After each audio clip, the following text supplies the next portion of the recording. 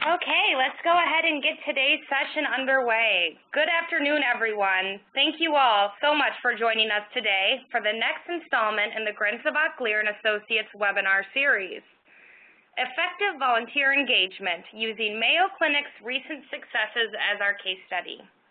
We are thrilled to have each of you take the time out of your day to join us for today's session.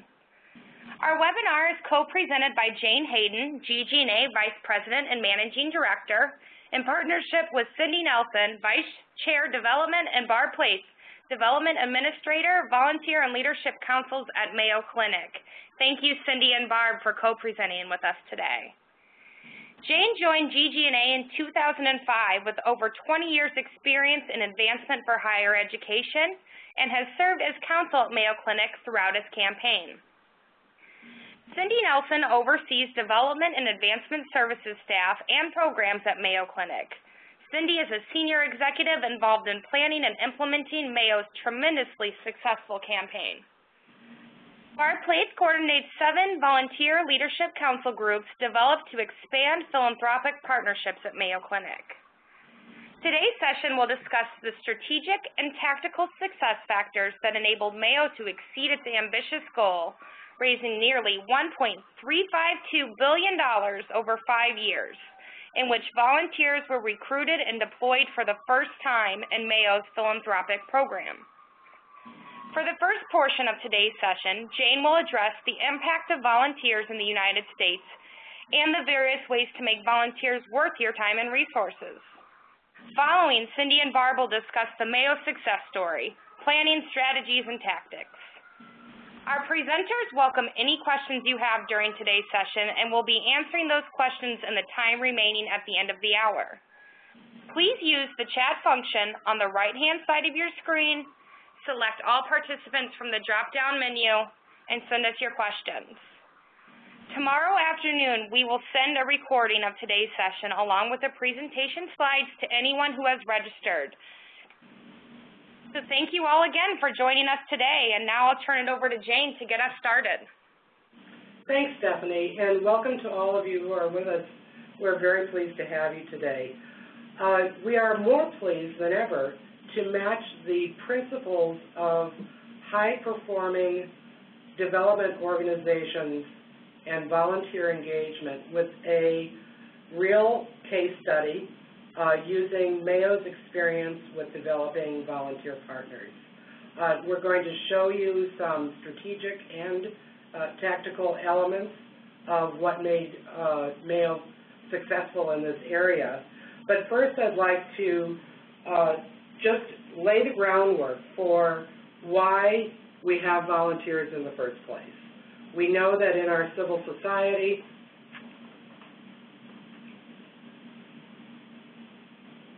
volunteers have played a crucial role throughout decades and decades and decades of philanthropic activity. We're a substantial and critical component of civil society for many years. We have their personal and highly generous engagement with us in advocating for our institutions and reinforcing cultures of philanthropy across our organizations. Our volunteers help us initiate new relationships and often strengthen relationships with people we already know. They bring much more to the table in terms of enriching the relationship that we have. The generosity of volunteers always raises the sights of everyone else that we're engaged with. And I'll show you some data on that that is a very compelling way and a brief way to convince us that for all of the difficulties in managing volunteers, and there are challenges, we all know that, it is very much worth our while to do so. We're using the Bank of America study on high net worth philanthropy. And from this you can see very quickly that the more engaged individuals are in our organizations, the more dollars they give.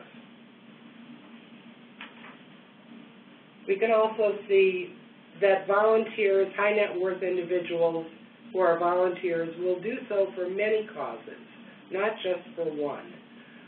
We know, therefore, that just because someone we hope is engaged with our organization is already engaged elsewhere, we can, with some confidence, ask them to be engaged with us. The more hours they give, of course, the more impact they have.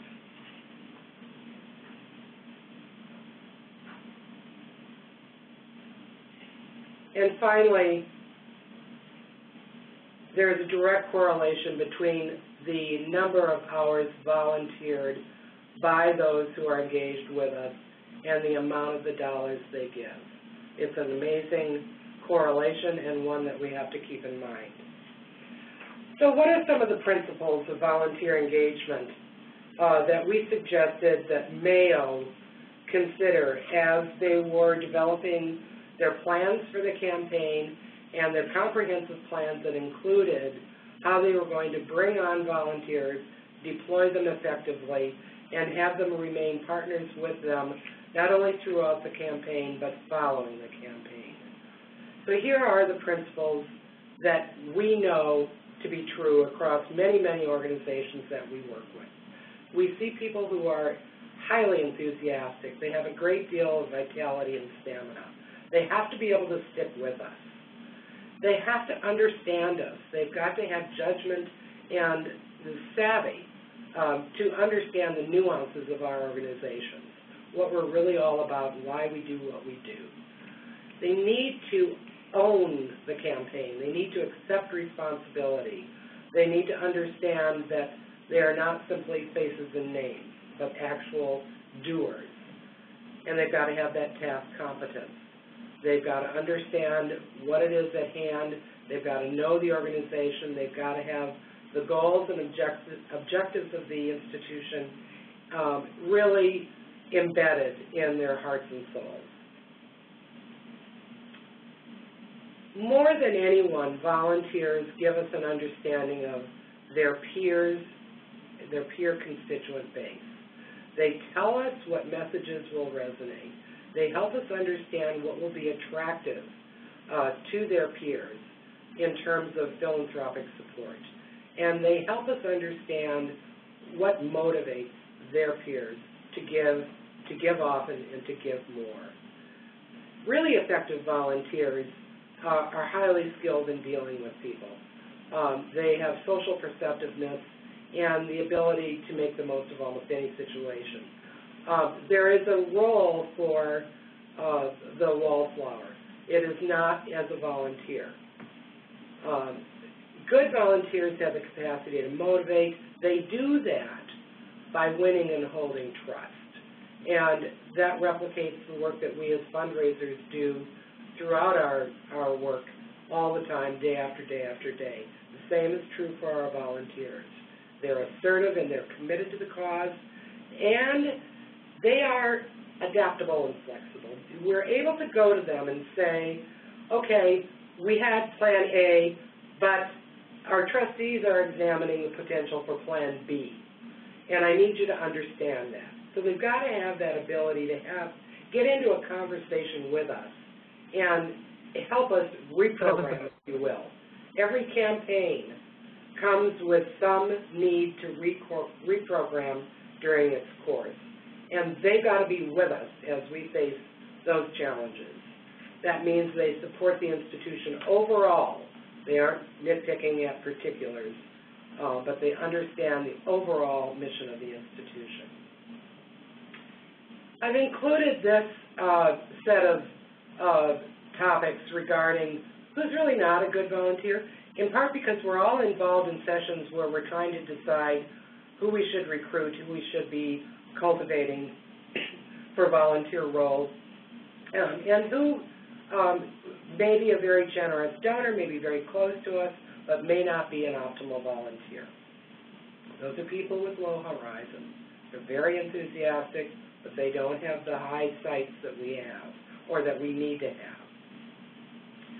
Those who cannot give at the appropriate level, and this is critical, we put ourselves in a position of asking volunteers to bring on new donors to help us with access or cultivation, and in some cases solicitation, and in many cases stewardship. Then we have to have those volunteers giving at similar levels. There's always someone who wants to rattle cans. There's always someone in the group, and at least in my experience, who says, well, if every 100,000 people give $1,000 each, we'll be at goal, that'll be fine. No, that's not what we're about. There are people who want to organize our agendas for us, take over that tactical program, and they do more damage than they help. Those who are very demanding and unnecessarily critical, even when they're well-intended, we don't have a lot of time to be dealing with extraneous things that really are not pertinent to our work. And those who demand resources to chase small gifts, how important it is. So we've got to understand what these elements are and be willing to make hard choices about who's not a good volunteer. We'll come through this tips on staffing volunteers over and over and over again as we get into the Mayo case study.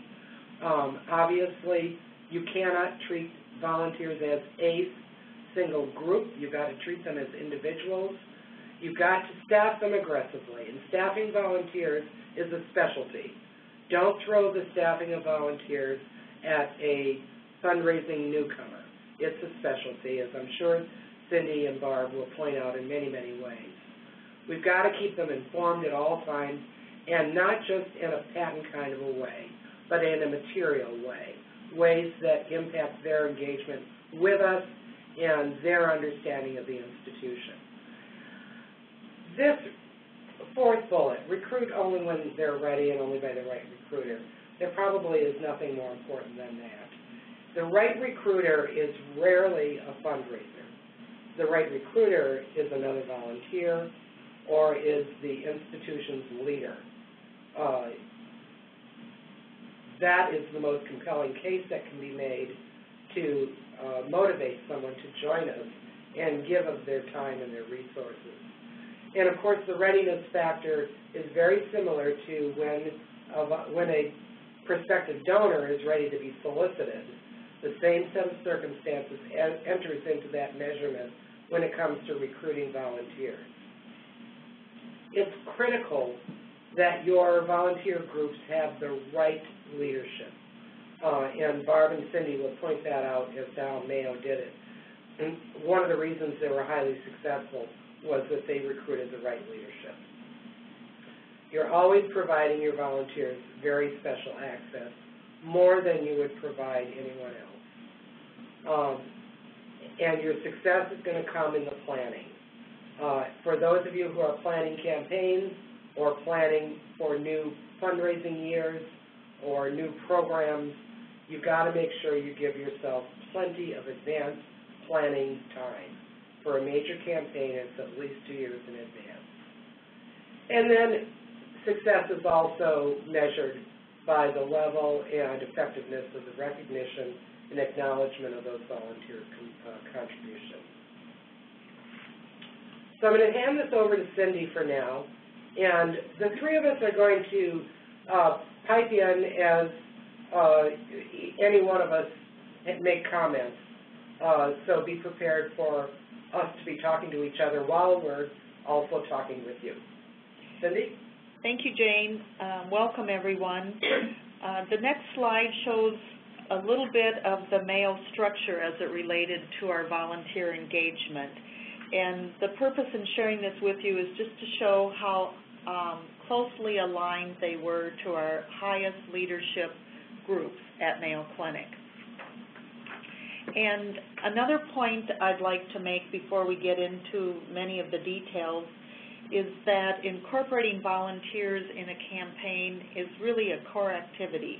It needs to be embedded into your case statement, and so you'll see quotes as we go through these slides, and that's because it actually is lifted out of that important document.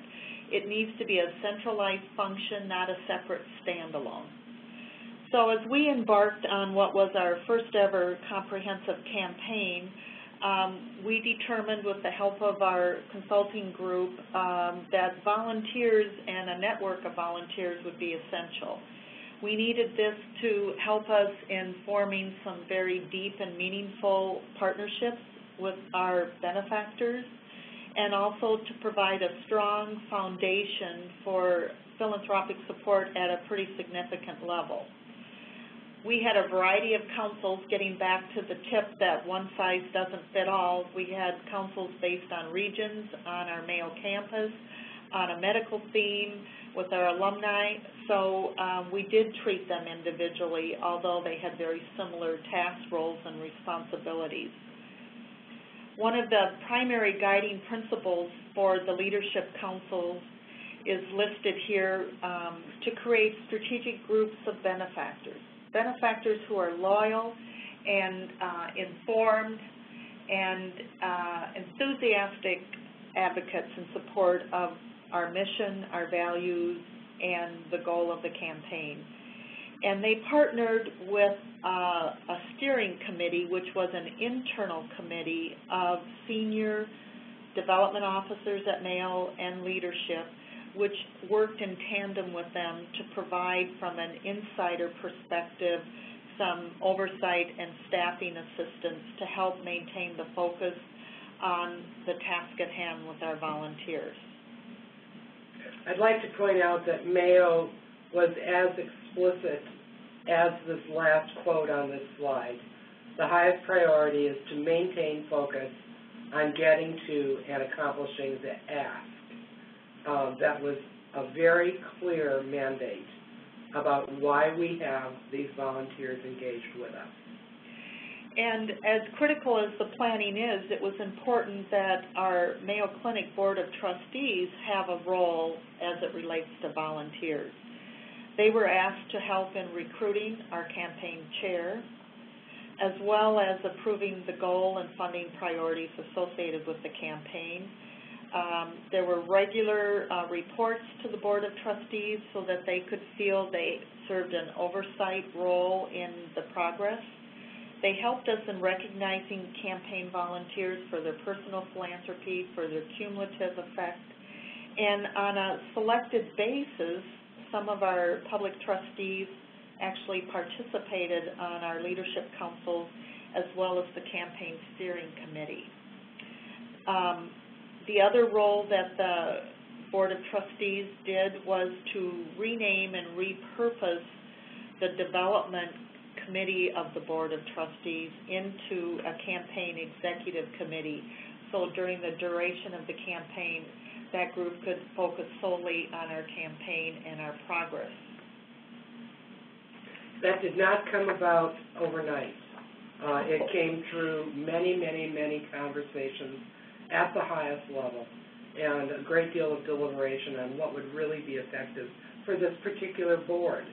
When you're considering your own environments, you've got to think about that. Who are the leaders on your particular board, and how is that going to work for you in support of your campaign?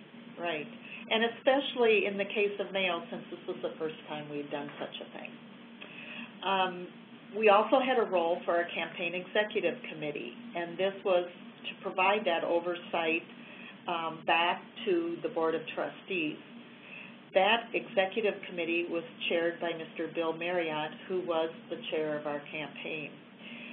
It assembled and communicated down, both up to the trustees and down to the chairs of the various councils, and really helped with activities such as call to action, progress to goal, any questions, any redirections, and the chair of each of the leadership councils was the most senior public advocate or leadership benefactor, and really served to work closely with Mr. Marriott, who really was the face of the campaign to the public.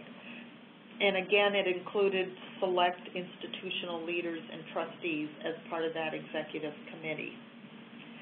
At this point, we're going to get more into the details of the specific councils, and I'm going to turn it over to my associate, Barb. Thanks, Cindy. The decision was made to establish 7 volunteer councils to serve our campaign. We established regional councils in Washington, D.C. and Chicago because of the high patient and benefactor ratios that we had in these cities. We also established 3 site-based or campus-based councils at our Mayo Clinic locations, Florida, Arizona, and Rochester. Initially, Arizona's council was more of an ambassador group, but we added philanthropy to their focus. And Florida's council was established really before this big campaign because they had their own campaign to raise money for the new hospital that was being constructed on their campus. Rochester's council was established specifically for this campaign. Next slide. We decided on one theme-based council, which was the Cancer Council, because cancer research was a high priority in our campaign fundraising. Plus, we have a 3-site comprehensive cancer center at Mayo Clinic, thus that appealed to benefactors in supporting cancer research at all 3 Mayo sites. The next slide. We established an alumni council, although the alumni council was established many years ago. Once we started the campaign, they increased their focus on fundraising with Mayo staff and alumni and changed their name to reflect this. And I'd just like to comment here that you can see over these 2 or 3 slides that Mayo was faced with varying degrees and levels of volunteer engagement across the whole institution. And they managed quite effectively to either create councils, change councils, enhance councils, redirect councils, and to be very effective in terms of the profile of volunteer leaders that they wanted to be engaged with. So the purpose in showing you all this is to help you to examine your own circumstances and to show that really almost any environment can yield to highly effective volunteer engagement, no matter what.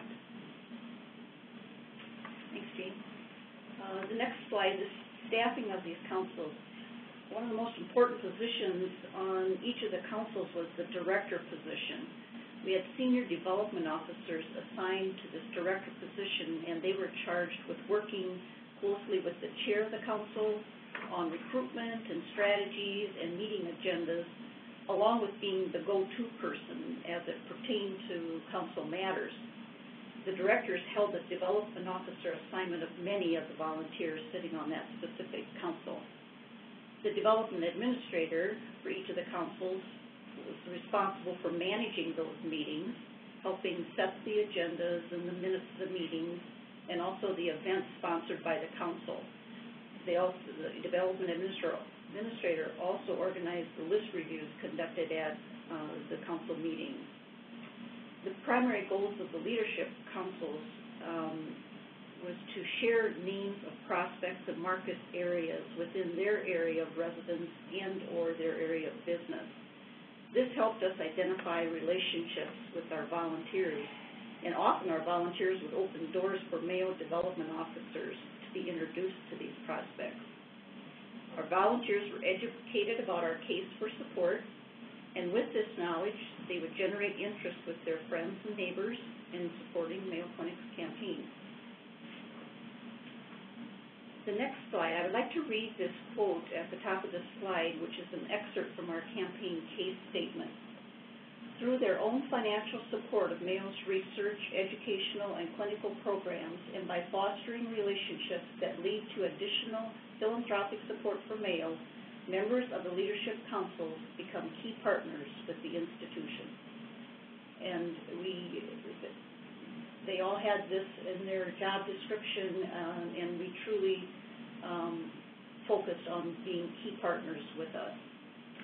And again, this kind of statement really needs to be developed in any circumstance that you may have, especially for organizations that have not had strong histories of engaging volunteers.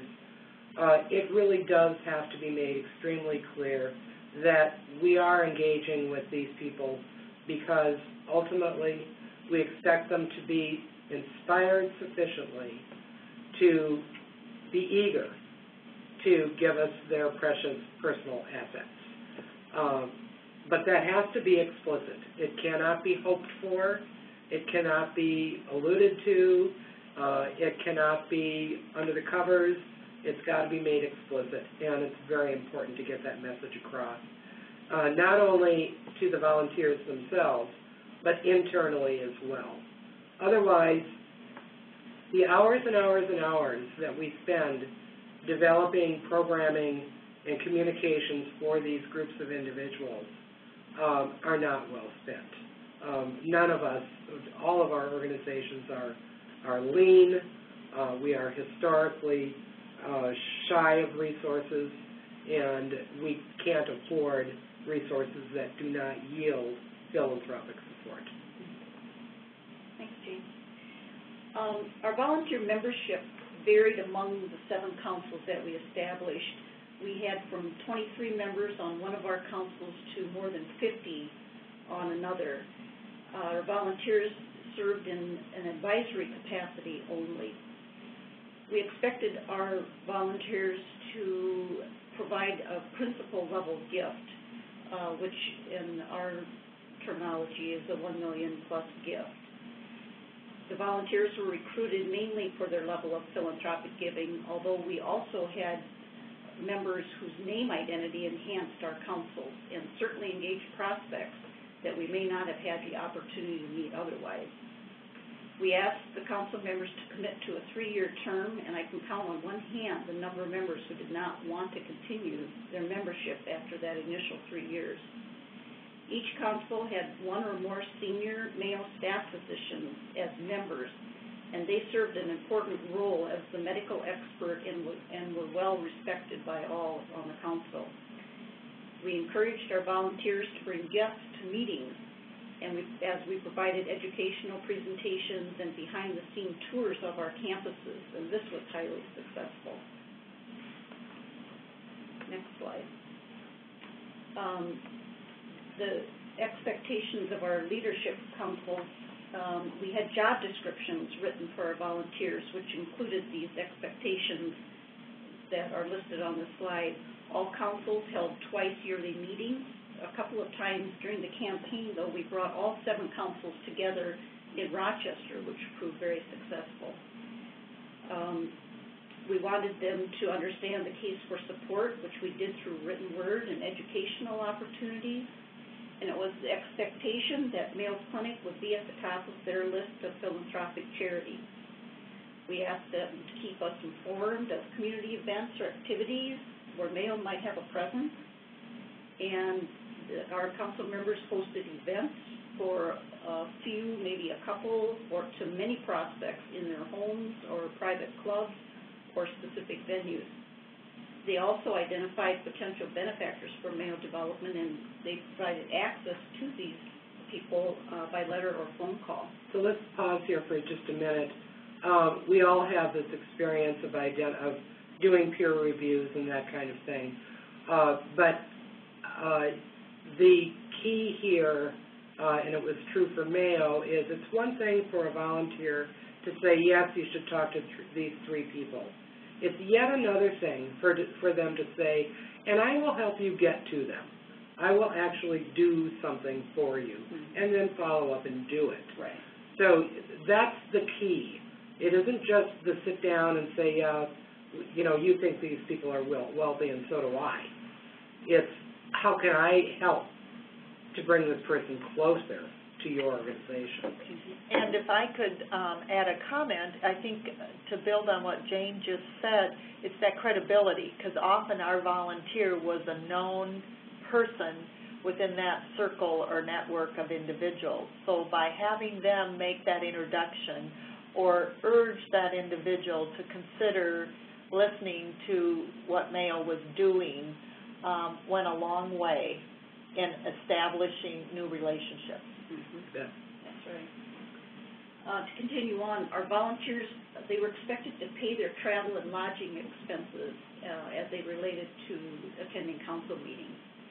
And they were also encouraged to attend our public campaign launch and our final campaign celebration, both of which were held in conjunction with our Board of Trustees meetings. next slide, to continue the expectations of the Leadership Council chairs and vice chairs, co-chairs. The chair led our council meetings and encouraged the efforts of council members in supporting the campaign goals. The chair and vice chairs worked closely with the directors, the development officers named as directors, in setting the agendas for these meetings. And the chairs and vice chairs recruited council members. And they often attended private events hosted by fellow council members. In some cases, the chair, in collaboration with the development officer, would assist with cultivating and soliciting principal gift prospects. And the leadership, the chairs and co-chairs of the 7 councils, sat on and reported up to the Mayo Clinic Campaign Executive Committee, chaired by our campaign chair, Bill Marriott, and selected Mayo Clinic trustees. We also included in our manual the expectations of Mayo Clinic that our volunteers could expect. Each volunteer received one of these volunteer manuals consisting of Mayo's vision and mission along with the campaign case statement. In the manual, we broke down our messages, key messages that our volunteers could use when speaking about Mayo's campaign and also our approved funding priorities. We included educational opportunities at our council meetings, often about the latest research advances being made or healthcare reform issues, information on our medical education funding opportunities. And when they were on campus, we always provided behind-the-scene tours of our research labs or other educational areas. They were well thought of. We recognized our volunteers at every opportunity that we could. We thanked them repeatedly for their gifts of time and expense, and of course their philanthropy. And some of this was accomplished through newsletters, at meetings, on Leadership Council letterhead, and different ways. The volunteers could contact development through email or through our development website. Email was certainly the communication of choice by both the volunteers and the development department. Further expectations of Mayo Clinic were, as mentioned before, the council director was a seasoned fundraiser for Mayo, and in their role, they were the primary contact person for volunteers as it pertained to council business. The directors were responsible for goal setting with their particular council and for achieving that goal.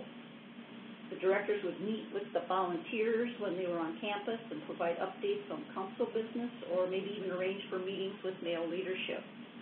And the directors were instrumental in selecting the volunteers for recruitment to the council.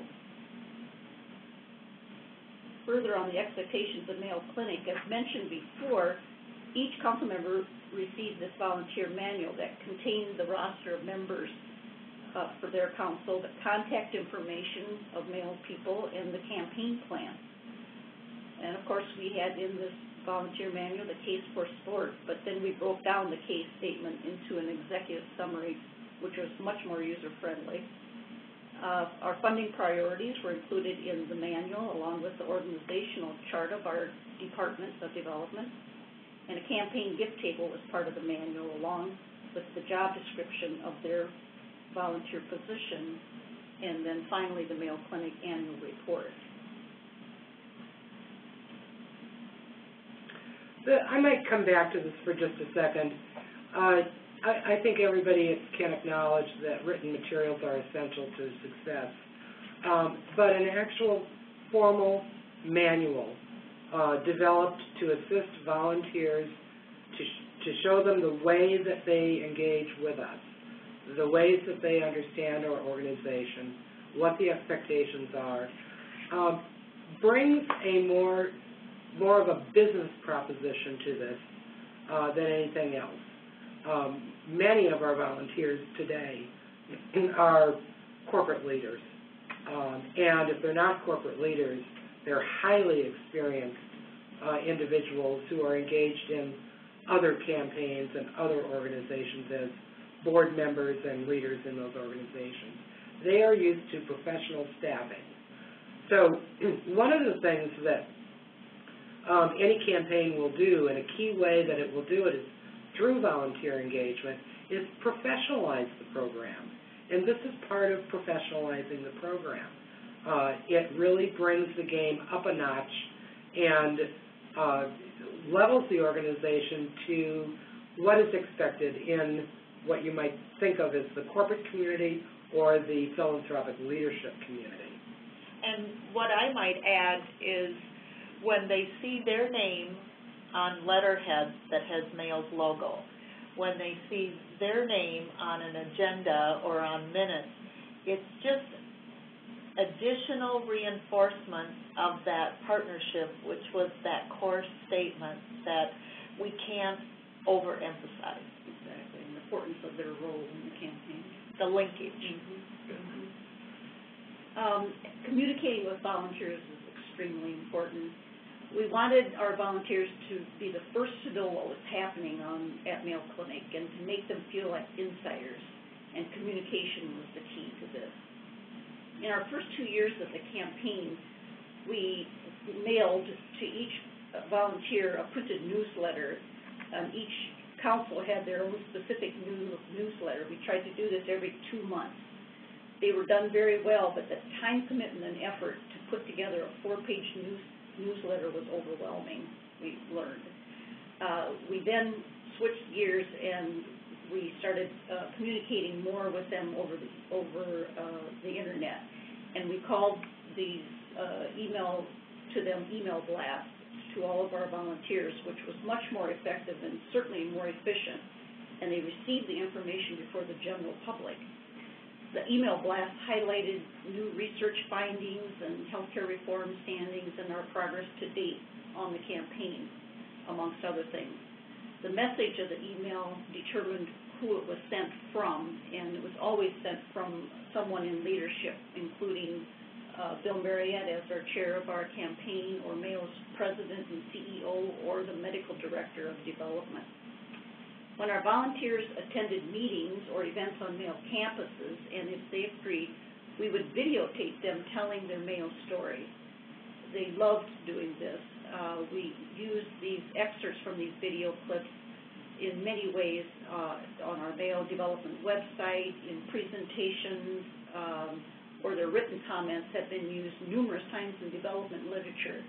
And I see a long shelf life for these video clips. Each council had their own campaign letterhead, as Cindy mentioned, and members were listed on this letterhead. We used this, for the most part, for invitations to prospect luncheons, dinners, or seminars, which were hosted by our councils. The council's member names on this letterhead were certainly an additional draw and enhanced our attendance at these events. We also sent Thanksgiving cards from our council chair to his or her specific membership in that council, all personally signed by that council chair and often with the personal message. And I'll switch this back to me, Cindy. I would like to share a few things that we did as the end of the campaign was approaching. As Barb mentioned, we suspended the printed newsletter and moved solely to electronic communication, and we tried to share milestones during the last year of the campaign, and one of those was in late summer of '09 when we actually reached our financial total. We wanted to celebrate that, but also to share that we weren't done because it was a 5-year campaign, and we intended to push forward until December 31st of 2009. So we wanted to continue to keep them motivated, keep them excited and enthusiastic to continue to help us in raising funds until the end of the year. And along the way, we just kept repeating key messages that speak to this partnership. The fact that we appreciate not only their financial resources, but that they would take the time to share their talents and help us in this important initiative. We wanted them to know that they were an essential part of the campaign, and also to be able to share, as Barb mentioned, through the email blast, that their help in this campaign was resulting in Mayo making a global impact on people's lives. and that continued financial support was very important right up until the end of the 5 years. If I could point out just two elements on this slide here. The first, in the first bullet, this decision to suspend the quarterly print newsletter, as both Barb and Cindy have discussed, it was a real time consumer. It was effective, it was beautifully done, it worked in every way that you would want, but the resources required to do that were simply overwhelming. A pivotal decision was made, and the sort of lesson here, which is what I'm going to get to on the next slide, the lesson here is, one, you can change course. You have to think it through, you have to be careful about it, you have to measure effectiveness, but you can change course even though you've made an earlier commitment.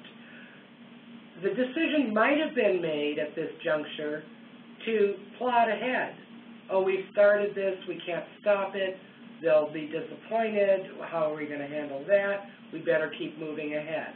That would have resulted in a deterioration of the quality or risk doing that.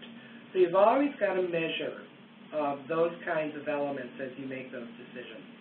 And the second point I want to make on this particular slide is the simplicity of the key messages.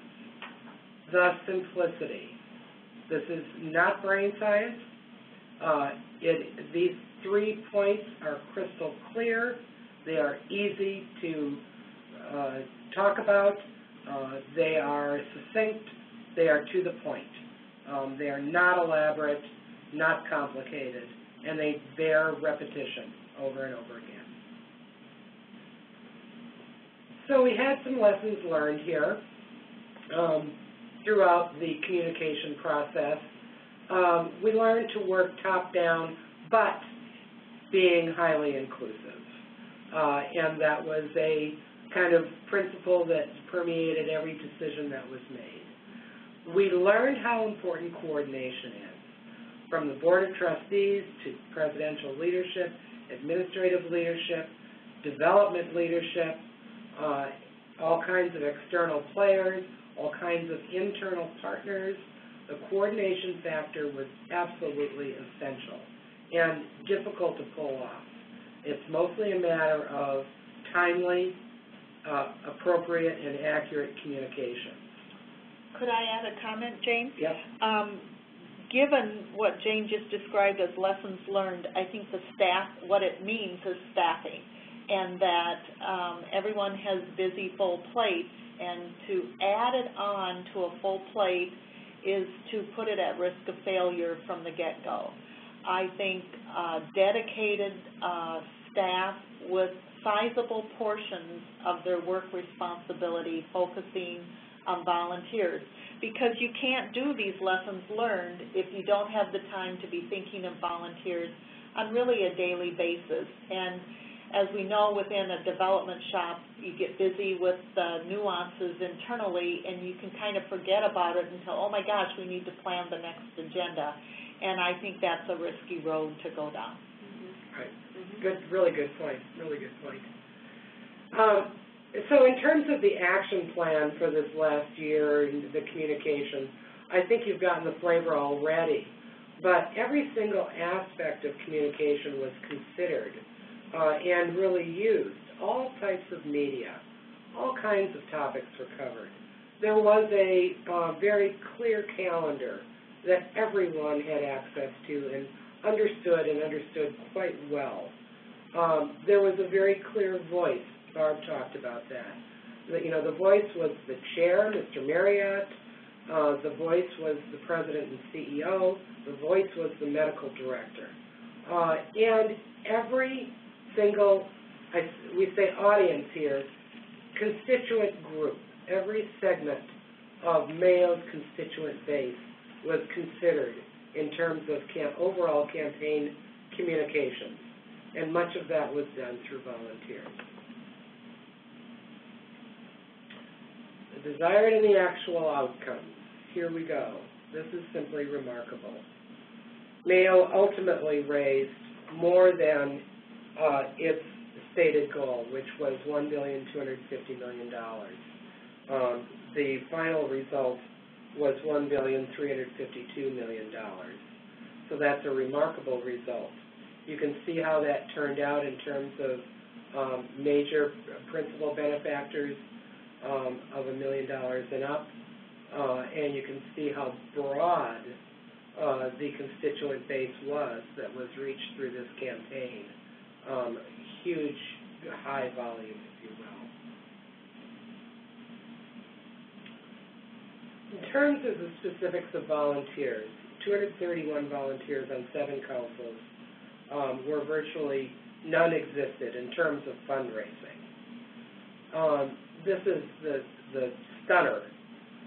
$326.5 million were raised. That was 26% of the original goal, or 24% of the final result. That is higher than usual, and really a remarkable result, and exactly what you want to see. 91% of the members participated with a personal gift. I would venture a guess that in the next year, 2, 3 years, you'll have 100% of those people giving. And we've discussed also the valuable exposure of our fundraising staff, our development organization, our professional people, to the critical role of volunteers and how that works in actually raising private gift support. A volunteer survey is currently underway. How did we do? We have to bite the bullet and ask the candid questions, give us the feedback straight to those volunteers, give them an opportunity to tell us what went right, what could have been better, and take that feedback in and use it for planning for the future. Use it to examine our own practices and make them better where we can. This kind of volunteer survey also serves as a stewardship tool. We're doing this in the year after the campaign, keeping these people engaged with us, making sure they understand they are still partners with us. And planning has already started for the next campaign, including expanded volunteer engagement roles. And now we're ready for questions. Okay, great. Thank you so much, Jane, Cindy, and Barb. What a remarkable story that you just shared with us. I've received a few questions from our audience during the presentation, so we'll go ahead and get those started. And since we have Jane, Cindy, and Barb all in the same location, I'm going to just toss out the question, and then you guys over there can kind of decide who's the best person to field it.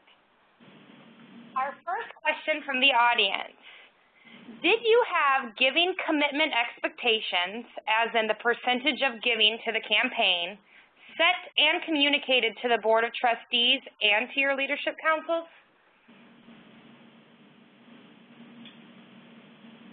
Not in advance of recruiting. Each council, with the help of the council director, established goals for that particular council. They were not based, Barb, Cindy, correct me, they were not based on a portion of the campaign goal. No, other than in our manual that we gave them, we did state that we expected them to have Mayo at the top of their priority for philanthropic support. What I might add is, after the councils were sort of underway, some of the councils made or determined a goal that they wanted to commit to as a council, either in their own philanthropy or by securing philanthropy from others. But we as an institution didn't mandate or propose a goal for each of the councils that then was endorsed by our trustees before the beginning. Great, thank you, everyone. In terms of the volunteer manual, how often was that document updated throughout the course of the campaign? It really was, it lasted really through the campaign. It was at a high level. We did not have to update it really at all, other than change the roster of the membership as that happened, and maybe some of the contact information. You would also think of, depending on how you use the manual, you would think of updating it with campaign reports. So you might have a tab called Progress Toward Goal, and you might bring that to a meeting and include it in that documentation.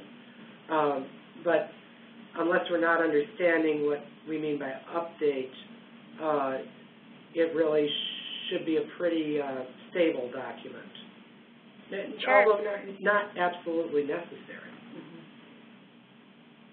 Great, thank you. And a very popular question that we've received, our audience is wanting to know how many full-time staff you had working with your volunteer leadership councils during this campaign. How many staff members did it take to achieve the partnership with the councils?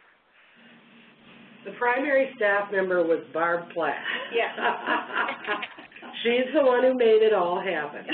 But we also worked, I don't want to undermine Barb's role because it was a huge task, but she was able to tap into colleagues here in the department. Right. You know, we have people who helped with the newsletter, the content of it, the layout of it, the printing of it. Right. We had other people helping with the financial part, and we had event people that helped with some of the events that our volunteers hosted, as well as when the councils came to campus. Right. So, you know, we're all very integrated here, but Barb was really the one waking up in the morning thinking of volunteers, and that's the real crucial part. And let's go back to something Cindy said at the very beginning. The plan for engaging volunteers was embedded in the overall campaign plan. It was not a standalone. And that's something for each of you to think about in your own organizations. It does not sit to the side as, oh, Barb's over there doing her volunteers. That's not how it's going to be effective. In fact, that's a recipe for disaster. It has to be embedded throughout your organization, and it has to take priority. Your organizational leaders, institutional leaders, development leaders, advancement leaders, your advancement staff across the enterprise, whether you're large or small, have to see volunteer engagement as a priority for fundraising success. And that's what it was for Mayo. Great, thank you, Jane. A question in terms of how you went about selecting your council members. Were your council members expected to make principal gifts, or were there others that were included to enhance name recognition? And was there any expectations during the recruiting process for the types of volunteers? Kind of a heavy question there. Yeah. We certainly expected philanthropy from our volunteers, and we picked our volunteers with the expectation that they could make a principal level gift, which in our language is $1 million or more. But we also did have those volunteers recruited who have name recognition.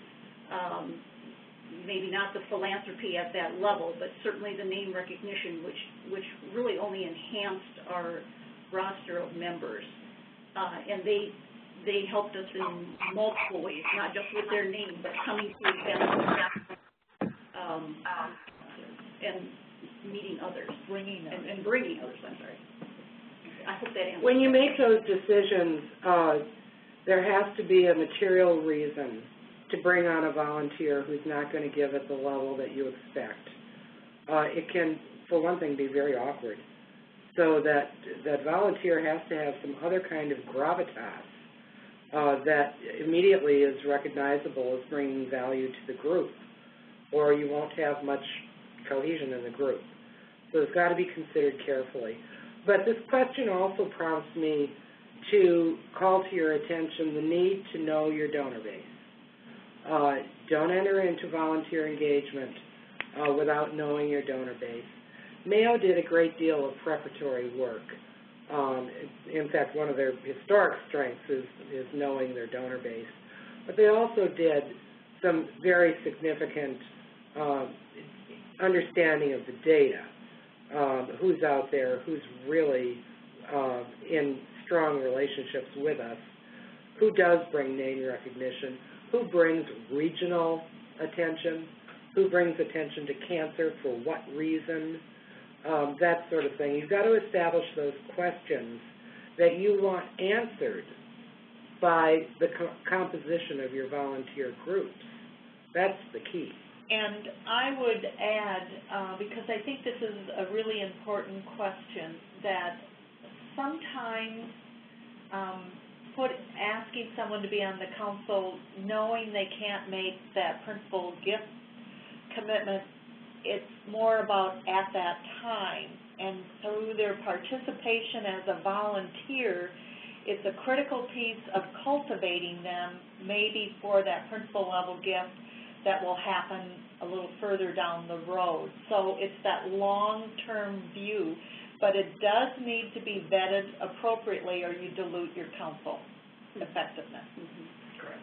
And some of our council members had already made their philanthropic gift to the campaign, and thus we recruited them to a council partly for recognition purposes and make them feel like insiders. That's great. Along these same lines, we've had some questions coming in about annual gifts as well. Was there a set annual gift expectation in addition to the major gift support for the council members? No, there wasn't. Okay, great. Also, another popular question dealing with volunteers that were difficult or maybe not on your side. Can you explain a strategy or a tactic that you use to deal with volunteers that may not have been 100% aligned with the campaign's goals and mission?